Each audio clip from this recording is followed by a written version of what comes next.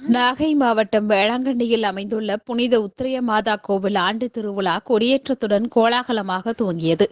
முன்னதாக கொடியானது பேராலய முகப்பில் இருந்து வேளாங்கண்ணி கடற்கரையை சுற்றி மகாராஷ்டிரா மாநிலத்தை சேர்ந்த பாரம்பரிய வசாய் கிறிஸ்தவ மீனவர்களால் ஊர்வலமாக எடுத்து வரப்பட்டது.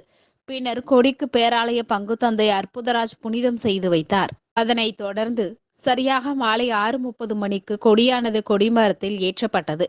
அப்போது கூடியிருந்த பக்தர்கள் கைகளை மேலே உயர்த்தி ஆவே மரியா, மரியே வாழ்க என உத்திரிய மாதாவை வேண்டிக் கொண்டனர்.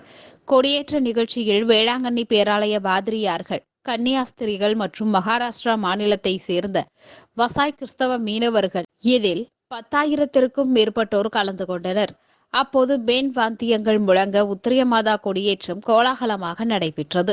வேளாங்கண்ணி உத்திரியமாதா கோவிலின் முக்கிய திருவிழாவான மாதா தேர்பவனி வரும் 15ஆம் தேதி கோலாகலமாக நடைபெறுகிறது.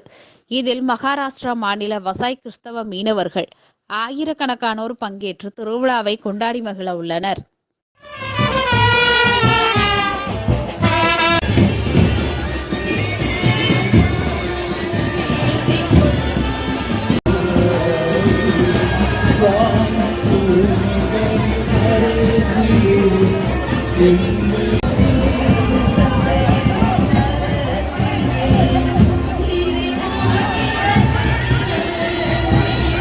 சிலுவை பாதை செய்து திருப்பலிலே பங்கெடுத்து ஜெபமாலிலே பங்கெடுத்து தங்களுடைய பக்தியை आपण जमलेलो आहोत.